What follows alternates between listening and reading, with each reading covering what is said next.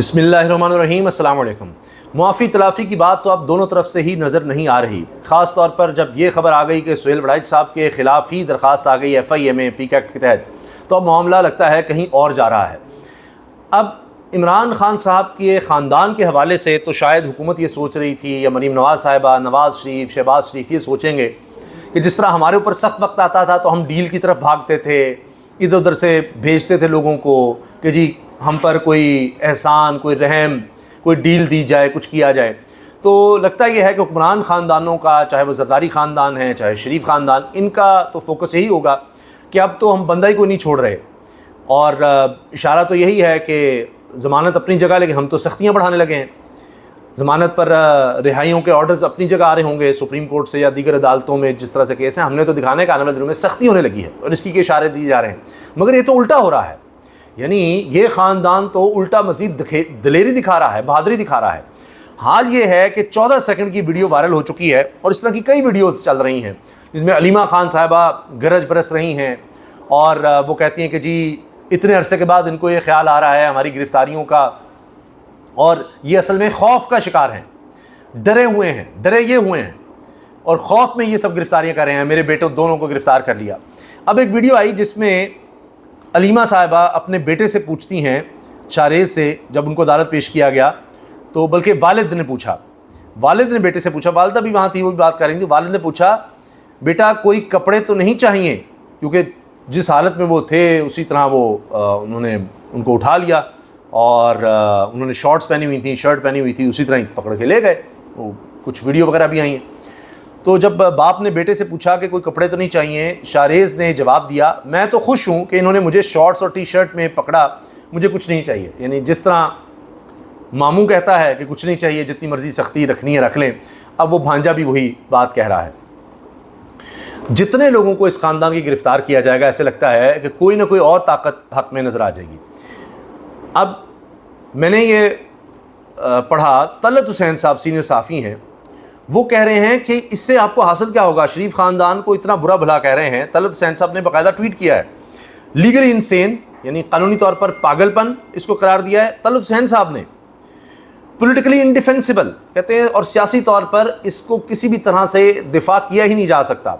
For the family another victimhood story to tell globally and at home, और ख़ानदान के लिए एक और मजलूमियत की एक कहानी पूरी दुनिया को बताने के लिए। शरीफ ये देखिए, इनके इमरान खान के लिए, उनके ख़ानदान के लिए, for the party a shot in the arm for the Sharifs yet another blame to bear. कहने हैं कि जी नून लीग के लिए अपने ही बाजू में एक और गोली मार ली है इस हुकूमत ने, और शरीफ ख़ानदान के लिए एक और दाग।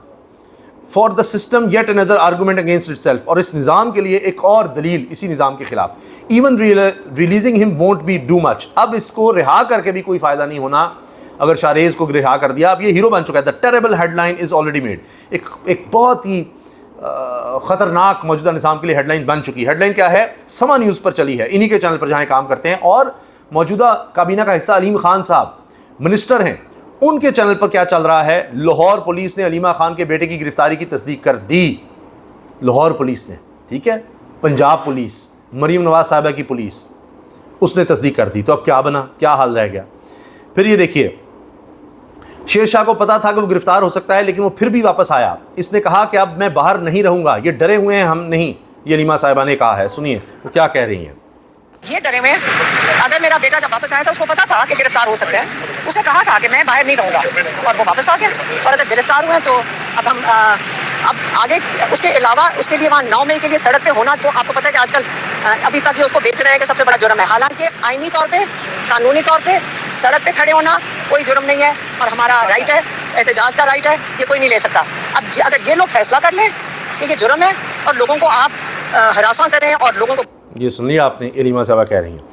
अब असल में बहुत सी और चीज़ें चल रही हैं। लग ये भी रहा है कि स्मोक स्क्रीन होती है ना, पीछे वारदातें और डलनी है और उसमें गिरफ्तारियां हैं। NFC अवार्ड सूबों को हिस्सा कम करने की तैयारी, 82% से 60% तक लाया जाएगा। सूबे तजावीज़ ना माने तो 27वीं तरमीम से फार्मूला बदलने की तजवीज़ है। एहसन इकबाल साहब, लें जी, एक और मिनिस्टर इसकी तस्दीक कर रहा है। अब पीपल्स पार्टी के इस पर राज़ी होगी, ये बड़ा सवाल है।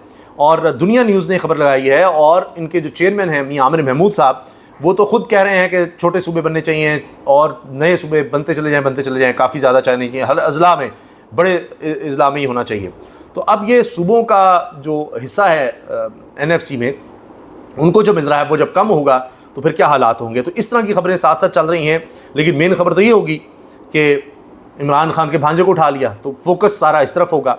जबकि विफाकी काबीना ने यूटिलिटी स्टोर कॉरपोरेशन को ख़त्म करने की मंजूरी दे दी और साथ सब मुलाजमीन को भी फारिग कर दिया। देखें आप कैसी कैसी वारदातें डाल रही हैं। अब खबरें क्या हैं और साथ ये सब कुछ हो रहा है इसलिए कि उस तरफ तवज्जो ना जाए, यूटिलिटी स्टोर बंद कर दो, सूबों का हिस्सा कम कर दो। अच्छा, जो माफ़ी की बात चल रही, माफ़ी तलाफ़ी की, उस पर मुनीफ फारूक साहब ने एक अरसे के बाद अब ये बताया है कि असल में तो ये गेम बहुत पहले की चल रही है। और मुनीफ फारूक साहब ने ये राय साकिब खरल के प्रोग्राम में कहा है, इमरान खान साहब का तनाज़ा फील्ड मार्शल आसिम मुनीर साहब से है और इसकी जड़ें 9 मई से पहले जाती हैं। 9 मई नहीं, उससे बहुत पहले से ये सारा काम हो रहा है। वो जो कर गुजरे थे इस पर माफ़ी हो ही नहीं सकती, मुनीफ फारूक कह रहे हैं। ये वही सोहेल बड़ाई साहब के तनाज़ुर में कि माफ़ी छोड़ दें, अब तो ये बात बहुत आगे जा चुकी है। इमरान खान साहब का जो तनाज़ा था वो पाकिस्तान के आर्मी चीफ आज के जो फील्ड मार्शल सैयद आसिम मुनीर साहब से है। ये तनाज़ा उनकी लड़ाई बिल्कुल है जी। और इसकी जो इमरान खान तनाज़ा लड़ाई जो है वो फील्ड मार्शल से है और 9 मई से पहले की है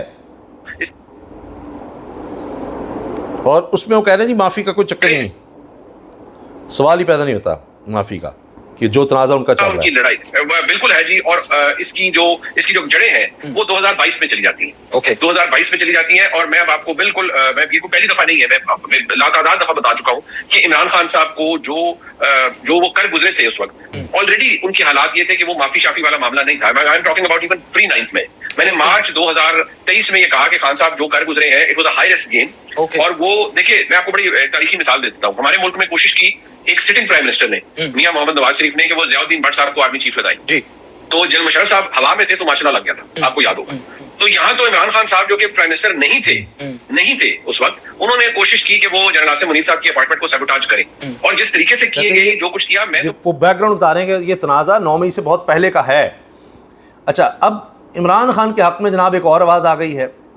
सीनियर कानूनदान अली अहमद कुर्द वो कह रहे हैं कि मैं कभी इमरान खान से मिला ही नहीं, कभी शायद हाथ भी नहीं मिलाया, लेकिन कह रहे हैं मेरे नज़दीक इस मुल्क में कोई वाकई बहुत अरसे के बाद अगर कोई जेन्युइन लीडर पैदा हुआ है तो इमरान खान है।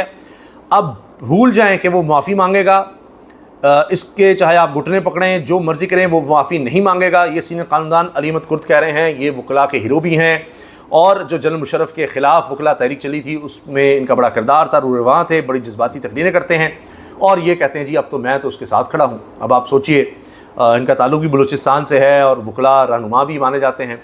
तो वकीलों में फिर इमरान खान साहब की और उनकी फ़ैमिली की अब तो कदर और बढ़ती चली जा रही है और ऐसे सीनियर वकील जो मुशर्रफ के ख़िलाफ़ थे आज वो इमरान खान के साथ खड़े हो चुके हैं। तो अंदाज़ा लगाइए कहाँ से इमरान खान को स्ट्रेंथ मिल रही है।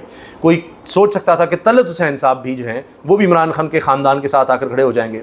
दीगर इस तरह के साफ़ी जो उनके शदीद ख़िलाफ़ रहे हैं, वो मांगे दोहल उनके ख़िलाफ़ बात करते हैं, वो भी कह रहे हैं कि ये हो क्या रहा है इमरान खान के ख़ानदान के साथ, वो भी उनके साथ जुड़ रहे हैं। तो ये एक तरफ चीज़ हमें ये नज़र आती है। तो लिहाजा वो कहते हैं ना, every action has equal reaction but opposite direction. ये तो साइंस का भी रूल है, न्यूटन का। तो वो है कि एक एक्शन लिया जाता है, उसका रद्दअमल भी होता है। तो अब रद्दअमल में इमरान खान की मकबूलियत, मज़लूमियत, उनके ख़ानदान का एक स्ट्रेचर वो इंटरनेशनली और ज़्यादा बढ़ता चला जा रहा है। उनकी बहादुरी दिलेरी की दास्तानें नज़र आ रही हैं और यहाँ जो हुक्मरान ख़ानदान है उनकी बुज़दिली की, उनके जुल्म की, उनके जबर की दास्तानें लिखी जा रही हैं और दाग ही दाग उनके लिए पैदा हो रहे हैं कि अब जो लोग उनके साथ खड़े होते थे वो भी थू थू कर रहे हैं कि जी ये क्या करते चले जा रहे हो। इजाज़त दीजिए, अल्लाह हाफ़िज़।